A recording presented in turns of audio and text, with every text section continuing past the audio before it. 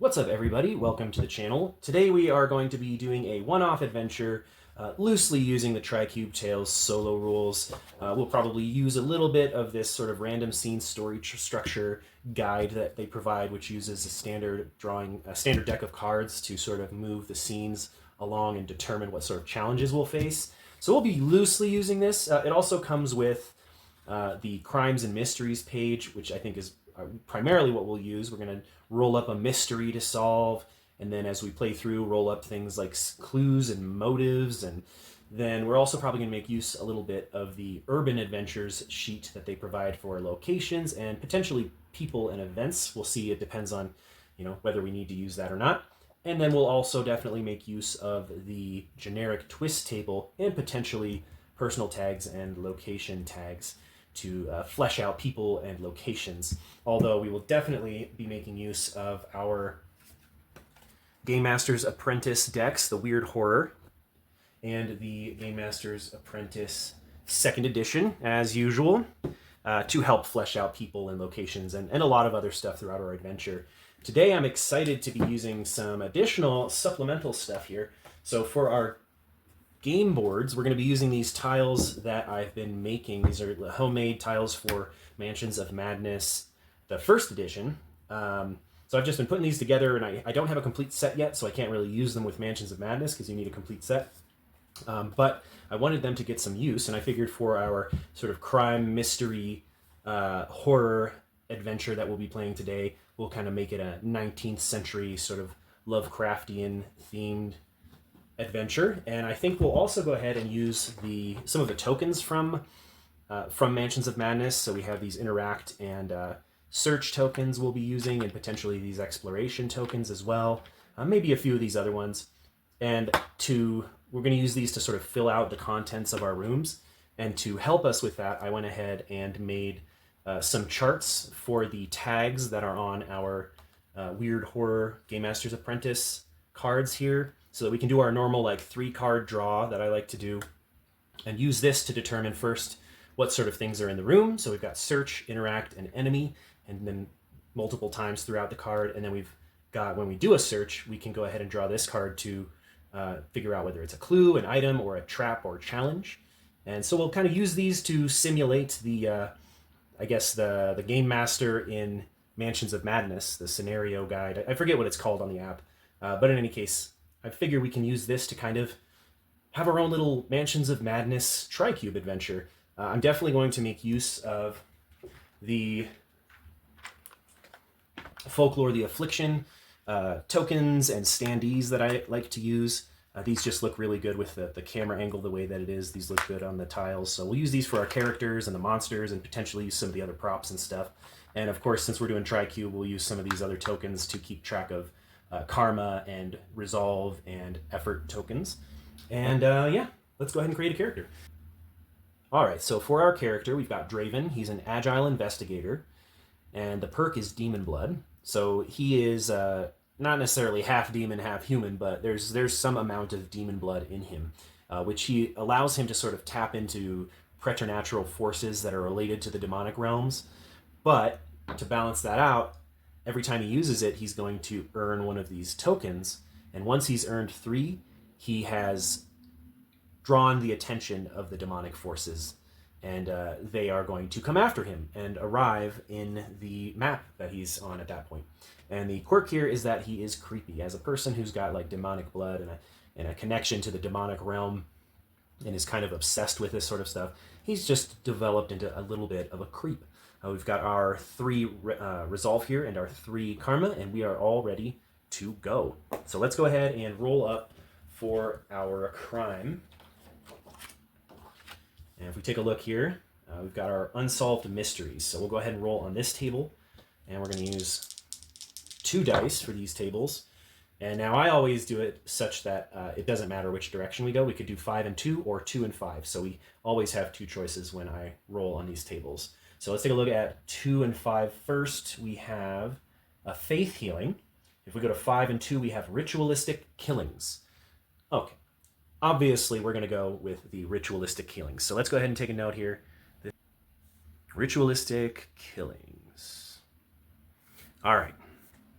So that is the crime. And to get started, we'll go ahead and roll up a location using the urban adventures. Let's go ahead and see what we got here. We got 5 and a 4. So we'll start with 5 and 4 as locations. 5 and 4 would be a recreation area. If we go with 4 and 5, it would be an office or workhouse. All right, so the tile we're going to use is the study/library. I think that works for an office. And for our character, let's go ahead and use the gentleman token. And let's see, we got the library and the study. I'm going to say this library is more of a little foyer for us entering the location. And what we're going to do now is populate this location with some stuff using my little chart and drawing our 3-card draw that I like to draw, where we take the first symbol from the first card, the second symbol from the second card, and the third symbol from the third card. And so here we've drawn, for this room, a skull, and a shield. So I'm going to let you go ahead and guess what I put for the skull here. It is indeed enemy. So we've got 2 enemies. And now we can either do these as like the quantity of enemies is 2, or that it's an emphatic enemies. So a larger encounter, which could be 3 or 4, or maybe just one really strong enemy, right? But we'll take a look at that in a second. And the shield is a search token. So let's grab our search token. We're going to be putting this somewhere. And this is just going to count for this first room, right? So we haven't gone into the next room. So we're going to put an explore token here. And this is an exit to leave the building. And as far as the enemy, let's take a look at what we see on the cards that have the enemy symbol on them. And I like to look at the belongings, but when it comes to enemies, I think usually looking at some of the sensory information is a little bit more useful. So if we look here, what we hear is grotesque, grisly chewing. And then what we see is dead, sun-bleached branches. What we feel is pressing you down, and what we smell is bilge water. Over on this one, we hear noise in the vents. We see 2 moons in the sky. We feel cloth-like gossamer, and we smell the mildew of abandoned space. So I think as far as an enemy is concerned, the original thing we heard is going to be the most useful. Grotesque, grisly chewing. Okay, so that's a good start. If we take a look at some of these verbs and adjectives and nouns, we have acquiesce, arrogant, and aura. And we have sneak, rural, and famine. Famine, grisly chewing, and famine are the 2 that really jump out to me. All right, so what I'm going to go with are these white wolf standees, but we're going to say these are dogs. So we've got some very emaciated, sort of hungry, sickly, mangy dogs inside this room. And they're going to be chewing at something, right? Because of grisly chewing, grotesque grisly chewing. And so we'll say, I'm also going to put, let's go ahead and move this search marker to over here, and we'll say that it's something like the body that they are chewing up, right? And before we move any further, let's go ahead and pull out our Tricube Tales solo rules and use the sort of scene guidelines here with a standard deck of cards. So we draw an 8 of hearts, and 8 would mean that the scene involves an easy, crafty challenge. An easy, crafty challenge. We're not a crafty character, but since it's easy, that should hopefully make it a little bit, well, easier, duh. All right, so let's go ahead and see what's going to happen here. We've walked in with these wolves, or not wolves, sorry. Let's go ahead and continue. I'm going to draw a card to see if we are able to sneak up on these wolves. Like, do they notice us come in?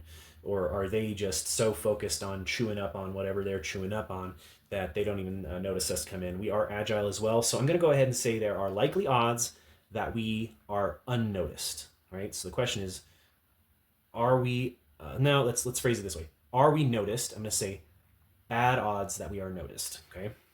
Are we noticed? Bad odds? Yes, we are noticed. Okay, so they see us coming in, and I think that means that we're going to go ahead and have to fight them right away, right? So let's go ahead and say there's good odds that they are violently hostile towards us.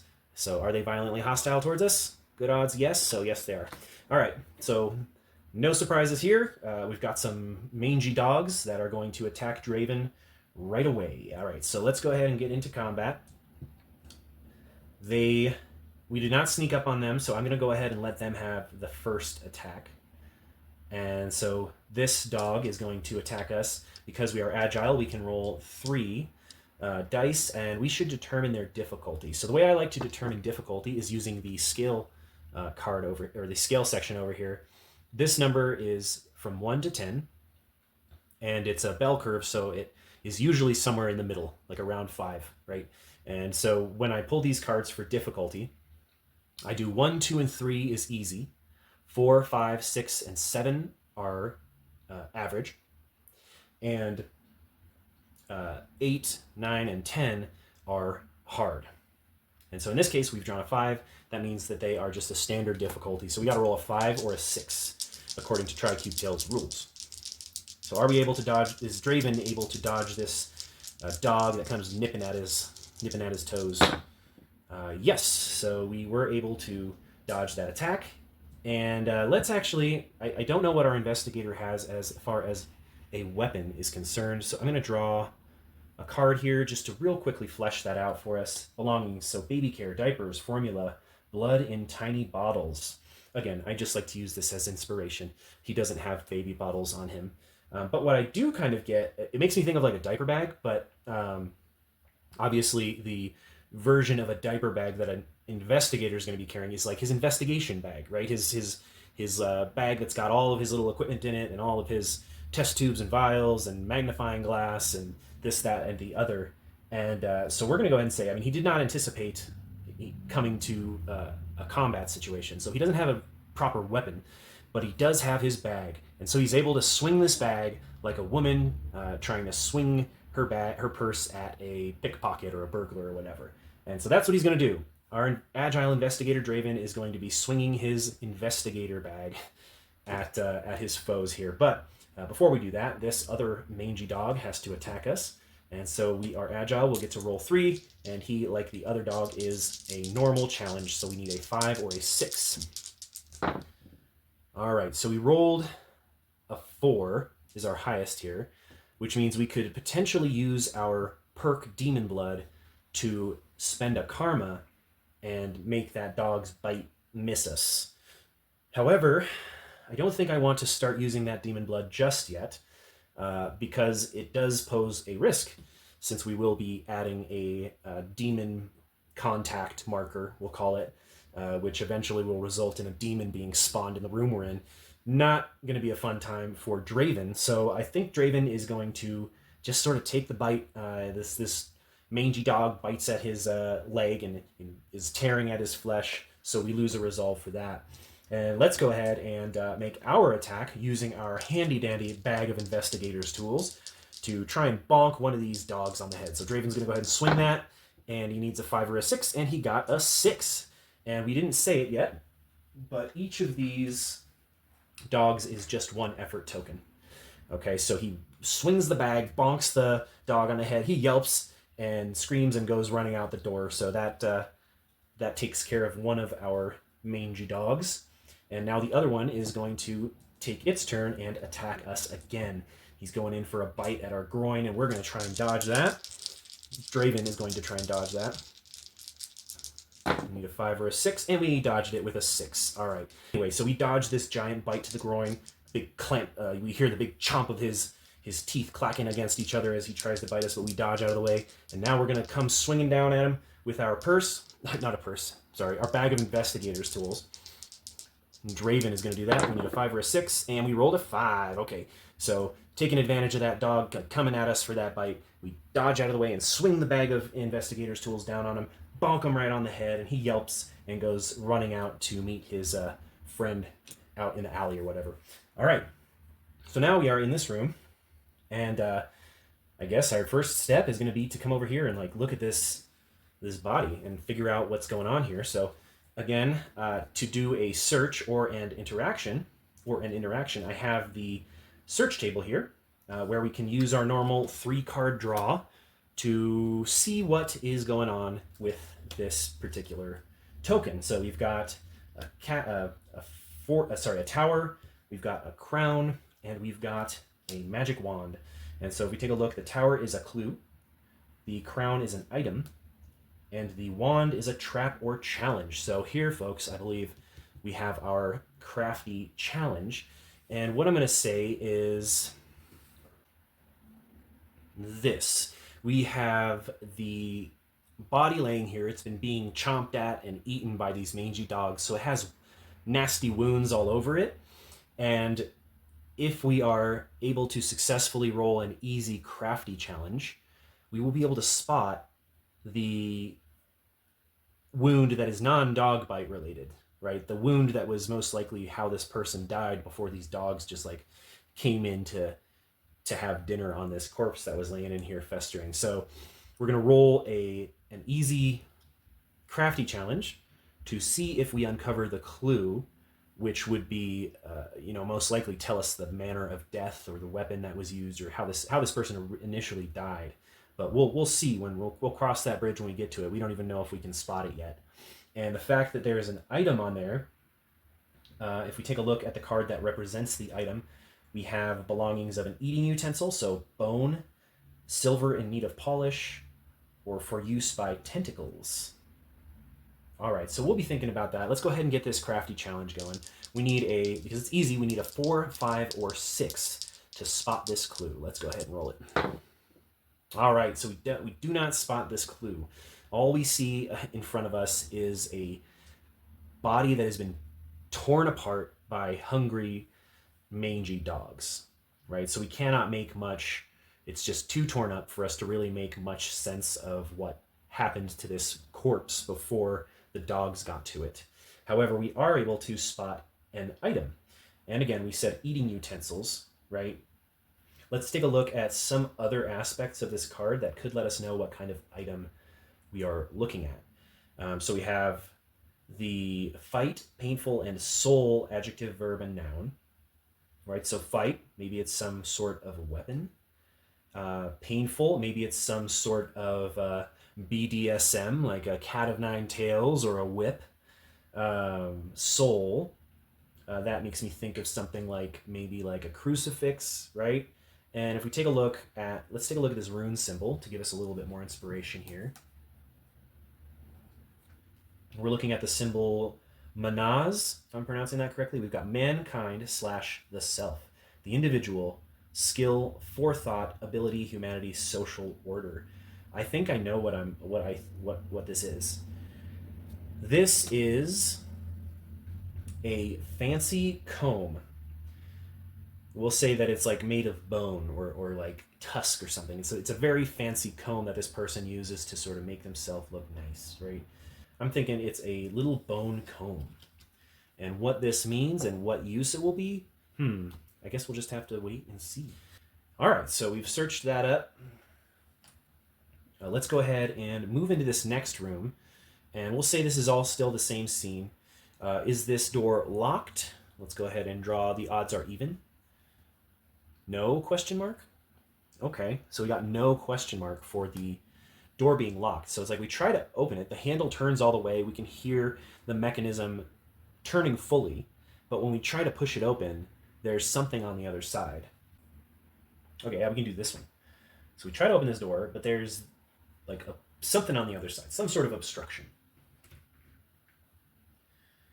And so we can approach this either, it sounds like it's a crafty or a brawny sort of challenge. Like we can either just like push it out of the way completely with a brawny challenge, or we can find a more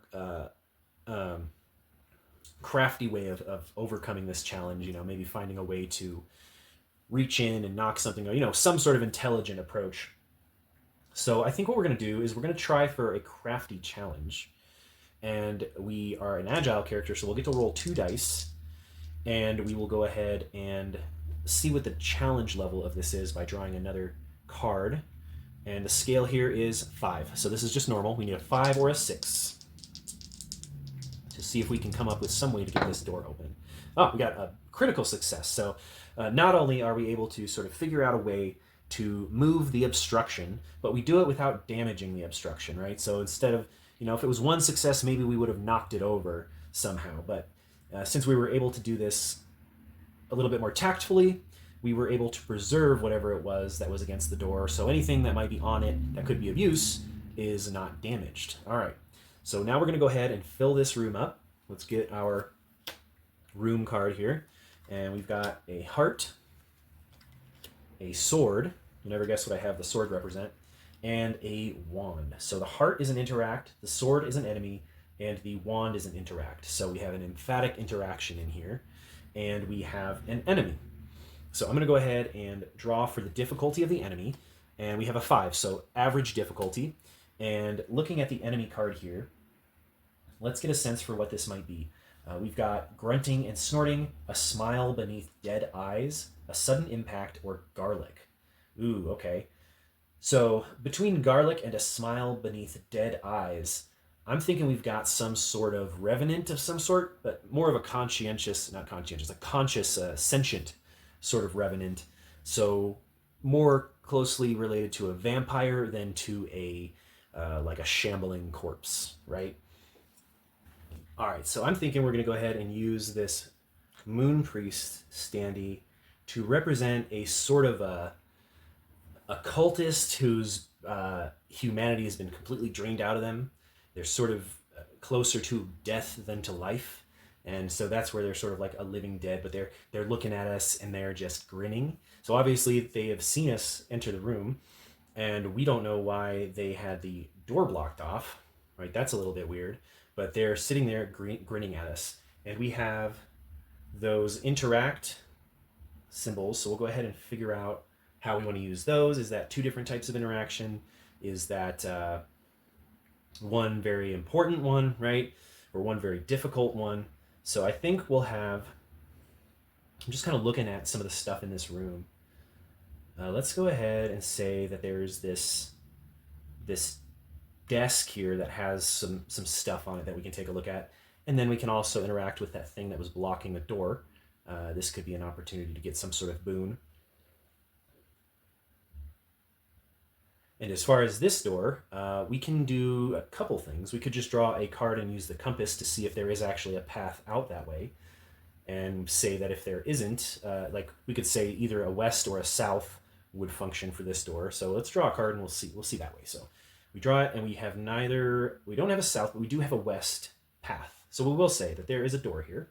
So let's go ahead and put down one of our exploration tokens and get this ball rolling. All right, so this guy obviously saw us. Let's find out if he's hostile. I'm going to say good odds that he's hostile. Yes, exclamation mark. So he jumps across the table and attacks us. And we determined that he was a standard difficulty. So we need to roll a 5 or 6 to dodge this guy's attack. And we'll say he's just grabbing at us like with his hands. He wants to try and strangle us. A 5 or a 6. All right, we rolled a 5. So we dodge out of the way. And he slams against the wall, but he's all right. He doesn't mind. And now we get to attack him using our agile investigator's tools bag. We're going to just try and swing that at him. We need a 5 or a 6. Oh, we rolled critical failure. Okay, so not only do we miss him as we swing it at him, but he grabs the bag out of our hands and flings it across the room. So we now do not have our bag of tools. And let's see.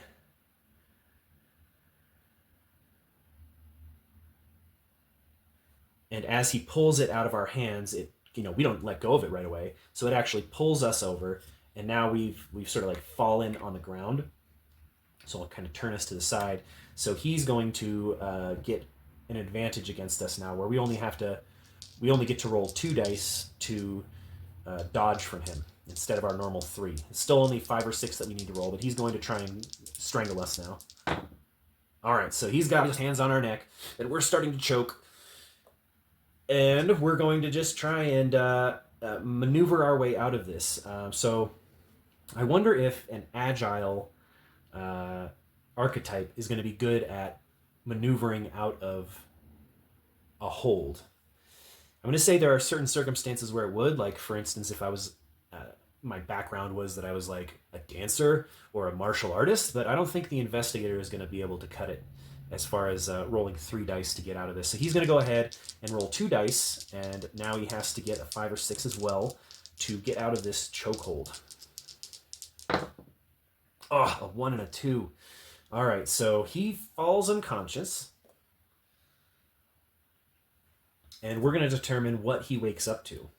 Okay, so let's go ahead and get rid of these cards and see what the next scene holds for us. So we've, are we going to wake up here? Let's, I'm going to say there's bad odds that we wake up in this room. So let's go ahead and see. Bad odds. Do we wake up in this room? No. Okay, so we're somewhere else. So we'll go ahead and roll for a new location. We go with Urban Adventures. And we are going to be in 6 or 6-2 or 2-6. So 6-2 would be a slum or a ruin. 2-6 would be a guild or corporation. This sounds a little bit better. Guild or corporation. I imagine that we're going to be waking up inside of this cult or whatever, this cultist sort of headquarters or wherever he does his culty stuff. All right, so we wake up in this basement. And I'm going to determine, of course, we are bound up. Let's say that we're in this room, kind of bound up and set inside this tub. And are we alone? I'm going to say even odds. Are we alone? Yes, we are alone. So we wake up in this room, and let's get a sense for how many exits there are, because there are 1, 2, 3 doors in here. So we'll say west, north, east. All right, so we've got pathways to the north and east that are obstructed because it's a line with a dash through it. That means there's an obstruction. So we'll say these are locked doors, right?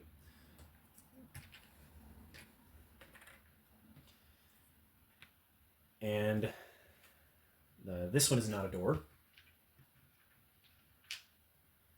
We'll just put a little wall there.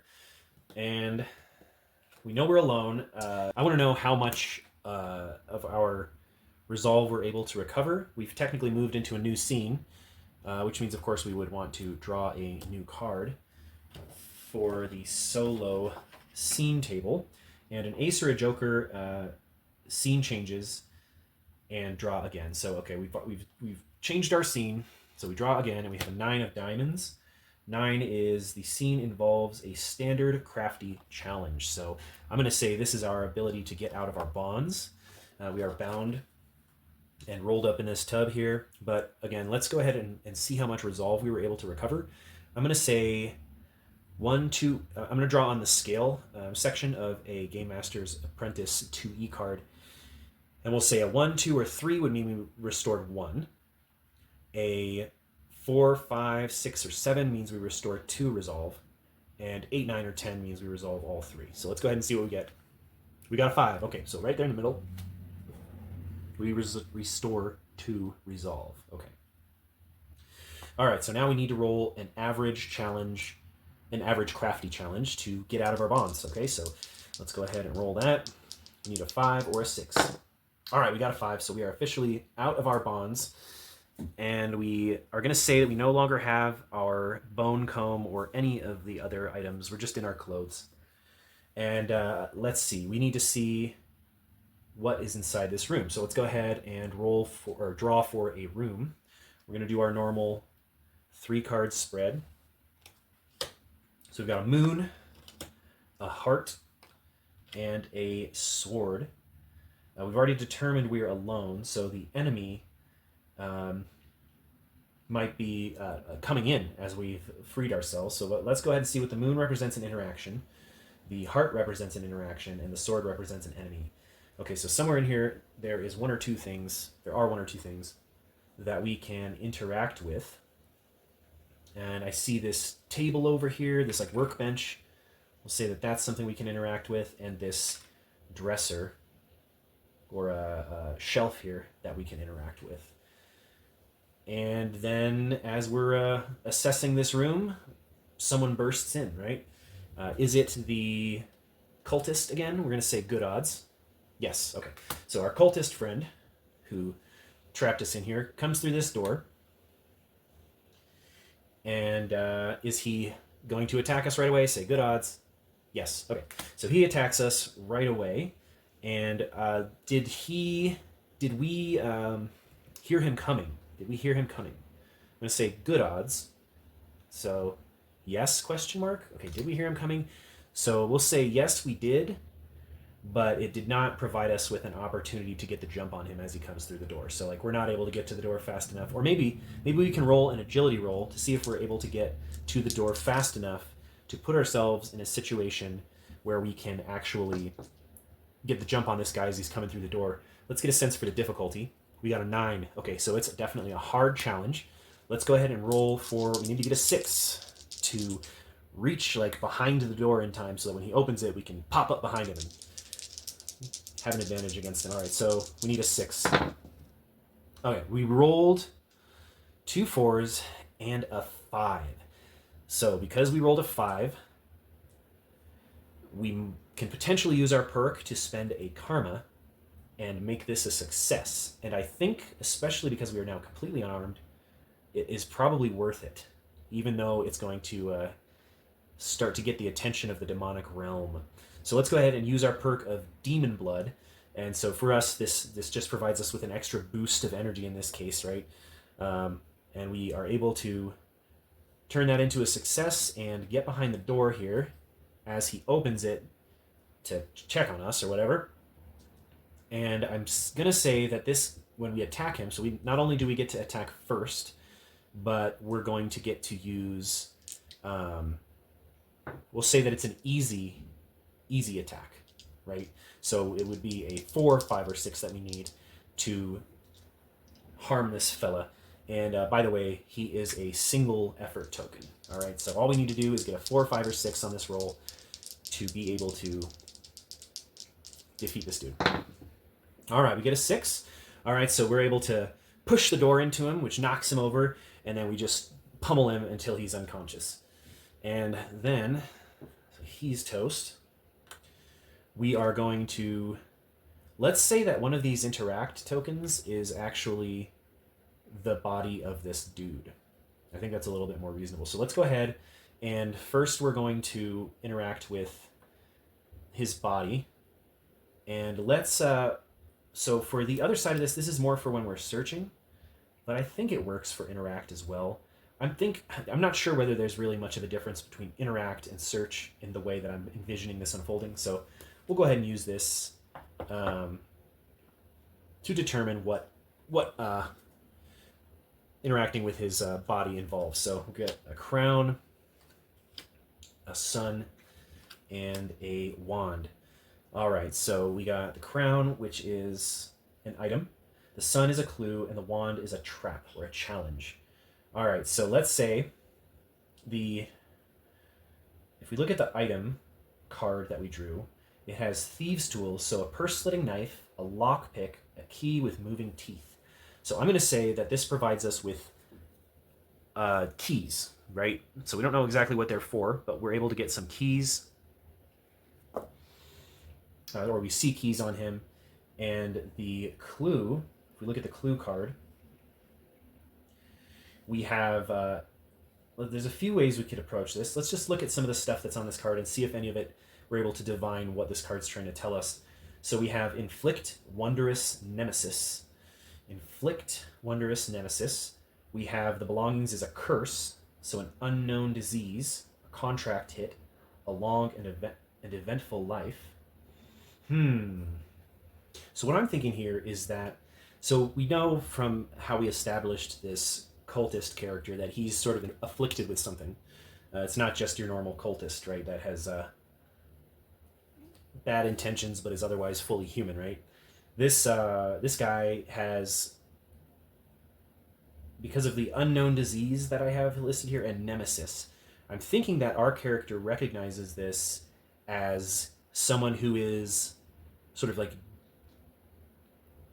attached to the demonic realm in the same way that we are, right? Like they are, whether it's by their heritage, like they're half blood, like whether they're like demon blood like he is, or whether there's some other way that this has artificially been induced.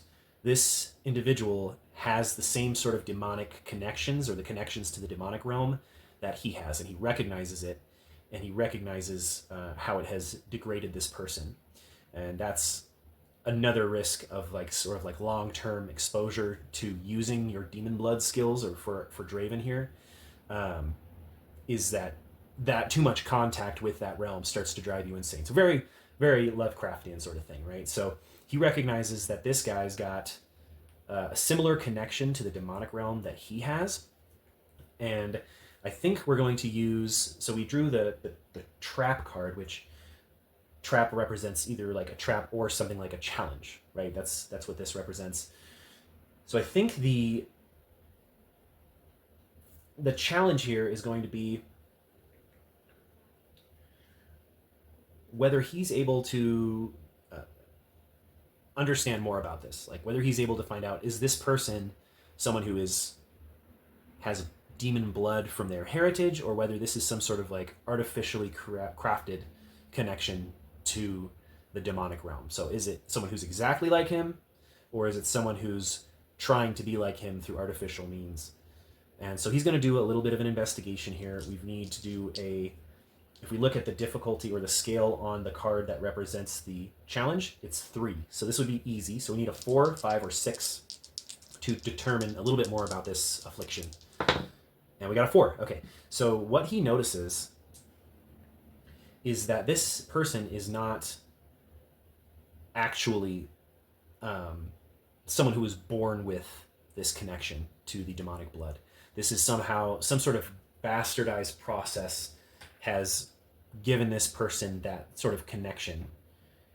And so I think let's go ahead and put that on here. So the artificial demon blood skills, right? I think that'll help us remember exactly what's going on here. And we're going to go ahead and quickly interact with this over here and see what it might provide for us. Maybe there's like a weapon or something. So we got a skull, a sun, and a sun. Okay, so there's a clue here. We've got the sun twice, so that's an emphatic clue. So either 2 clues or just one really good clue or something like that. And then we got the skull, which is a trap. The skull is a trap or challenge, right? And the challenge card has a difficulty level of 5, so that's average. So what I'm going to say here is the clue that we find, we have media kit and camp gear as some of our other things on the card here. Radiate occult love or identify malevolent child. Okay, so I think I know what this is telling us, especially like looking at this desk, like this workbench. There's some bottles on it. And so what our character finds over here are all of these bottles with blood in them. And he's going to go ahead and roll to do this average challenge to figure out, to recognize something about these bottles of blood. So we need a 5 or a 6. All right, so we do not figure it out, but we take the bottle of blood with us. So now we have a bottle of blood. We don't know what it represents quite yet. All right, and I think we're going to just try and get out of here. So we're going to go through this door and say that it's still unlocked since the since the cultist had unlocked it. And then we can go up these stairs and interact with this door. But I'm kind of curious, instead of doing a full room spread for this room, since there's like nothing in here, I'm just going to ask a yes or no question. Is there anything else in here besides the stairs and the door out? I'm going to say there's bad odds. Is there anything in here besides the door out? Okay, so no. Okay, so we're just heading out, and is this door locked? Let's say there's even odds that this door is locked. Yes. Okay. All right, so we're going to need to do a challenge to get through this door. And let's see the difficulty. We got a 3, so it's easy. All right, so we're gonna roll, or it could be that the keys that we have can get us through this door. So let's ask, good odds, do the keys open this door? And yes, okay, so we're going to open this door with the keys, no problem. And I'm kind of curious as to whether this is the basement to the room we were previously in. Let's say there's good odds. Is this the basement of our previous location? Yes, question mark. Okay, so we get up into the location we were previously in, but it's different somehow. I'm going to draw a 3-card spread. Well, no, here's what we'll do. Let's use, we haven't used this yet. Let's say that this is a twist, right? So let's roll on the horror twist table. We are going to roll a 4 and a 1, which is going to give us either a cadaver. So this is a symbol. This symbol is 2 feet and one of them has a tag on it, right? Like a cadaver in a morgue. Or if we go with 1, 4, it would be fire. Ooh, okay. Okay. So let's say there's a fire raging in this room as we come up, and there's just a ton of fire. Like, we don't know what caused it, but everything in this room is burning down. Like, it's currently just a mess. All right, so we can either go back downstairs and potentially try and find another way out, or end up completely trapped down there and have the whole house collapse on us. Or we can try and get out of here. We're agile, so we have that to our benefit. We could potentially use our demon blood. Oh, I forgot to leave. We forgot to add our demon blood. We used our perk once. We could roll to get out of this. I'm going to say it's a hard challenge to get out of here completely unscathed. So let's go ahead and try our first attempt at getting through this door and into this room, and we'll see if there's fire in here as well, and then try and get out from there, okay? All right, so we're going to roll. We need a 6. All right, so we got a 6. So we're able to get through here. And is the fire in this room as well? Let's say it's likely. Yes, okay. So yes, the fire is in here as well. So move some of these fire markers over here. This whole place is just burning down. And I'm going to ask, is the corpse still over here? I'm going to say likely yes. Yes, okay. So there is a corpse still over here. And let's see. I kind of want to roll for another twist since we're in this room. Let's go ahead and see if there's another twist in this room. We got a 3 and a 1, or a 1 and 3. So 1 and 3 would be a foot stomping. Or if we do 3 and 1, we have... Ooh, we have, like, it looks like a Frankenstein's monster, like a body that's been stitched together with the bolts in its neck and everything. All right, so, I mean, these both can kind of be the same thing, right? We hear the stomp of this undead. So what I'm going to say is that this individual that was dead here is now alive, or undead, in any case. So we'll use the flesh-eating ghoul standee here. But we don't know, is this individual hostile towards us? I'm going to say even odds. Is this cadaver, is this revenant hostile? Even odds. Yes, okay. So it is hostile, so it's going to attack us, but we'll say, do we have advantage? I'm going to say good odds we do. Yes, okay. Yeah, let's roll to see if we can disarm or turn this guy into a non-threat. And let's get a difficulty for him, 5, so that's even. So we need a 5 or a 6, and he is going to have one effort. We roll 2 5s, so that is a critical success. So not only are we able to defeat this cadaver, let's say that not only do we defeat him, but we're able to, you know that clue we tried to find off this corpse last time? Let's say that we're actually able to find it this time. So I'm curious as to what this clue is, and I think we'll use the Crimes and Mysteries page and roll on the crime scene clues to see what happens here. Oh, 2 6s, all right. Weird. Oh, wait, clues, okay. Weapon or tool is the clue. Weapon or tool. Here's what I'm going to say. So weapon or tool is the clue. I'm going to lean more towards like tool here, and we'll say that as we come through this door, we have this bottle of blood. And as we sort of like come through this door and approach this creature, the blood starts to not boil, but it starts to like jostle and slosh inside of the bottle. It starts to like get really energetic and bounce around, and, like I said, slosh around. And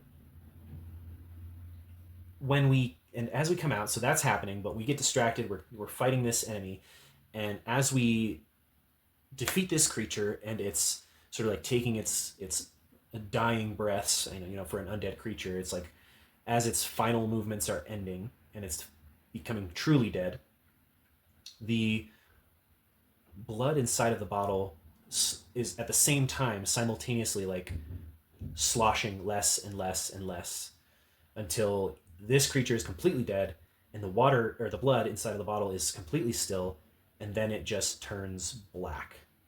And then this creature also turns black. And so through our investigation, our knowledge as an investigator and as a demon blood, we now know and can sort of like sense, like we did with the cultist, that this blood is, the blood in the bottle is this creature's blood, this poor cadaver's blood, but also it is demon blood, right? This is an individual who has blood that is ancestrally got some demon blood in it. So what we've learned is that this person was like him, had demon blood, and they had their blood removed, and the cultist that we had encountered was using that blood to sort of infuse his own blood with these demon skills, these demon blood skills, or this attachment to the demonic realm. But it obviously had some sort of like nasty physiological consequences for the cultist, because it's like he's taking incompatible blood, really, right? But that's what we uncover about this. The ritualistic killing here has been a means to, again, artificially infuse himself with demonic powers and reach the demonic realm and be able to contact it. And we assume for all sorts of nasty deeds. Now, one thing we didn't do for this whole room is draw our card here. So better late than never. We'll take a look here. And a Joker is a face card, so it advances a secondary plot, and then we draw again. All right, so I feel like it's not really the secondary plot, it's the main plot that advanced there. But we'll go ahead and draw us another card here and see what we get. 3 is a standard agile challenge. Okay, so we're going to go ahead and determine, or say that is the difficulty of us getting through this fiery room is going to be a standard agile challenge. So we've kind of figured this stuff out. Let's go ahead and see if we can get out of here and survive. We need a 5 or a 6. All right, so we're going to go ahead and use our Demon Blood perk to make this for a success and spend a karma. So we're able to maneuver our way through here unharmed and get out and, I guess, see where we're going to go next. I think what we'll say... Actually, I think that's probably a good place to end at least this little adventure. Let's get our... Let's not forget that. And so I'd say that's a good way to conclude this particular adventure of Mansions of Madness Tricube. And there's the possibility that we could take Draven and take him on to uncover more about this plot. Maybe it broadens. Maybe it's bigger than just this individual. But we'll say for right now, that's going to conclude this adventure. I hope you guys enjoyed it. I thought this went really well. Actually, one of my problems with Mansions of Madness is that even though there's randomization in the scenarios, because it uses an app where different rooms will pop up or maybe different things will be placed here and there, it's kind of a little superficial. Like, you're still playing through basically the same plot each time you do it. And so I've been a little sad having played a bunch of them and like knowing that there's an end to it. One of my favorite things about solo adventuring is the knowledge that there is no end to it and that every time is going to be potentially completely different, right? So yeah, I really like how this played out. It'd be interesting to flesh out a sort of Mansions of Madness, like one-page setting for the Tricube Tales. and sort of bring in some of the other features of Mansions of Madness, such as like sanity and that sort of thing. But for now, I think this was pretty fun. Let me know what you guys thought down there in the comments, and definitely like and subscribe, and take care of yourselves. Bye.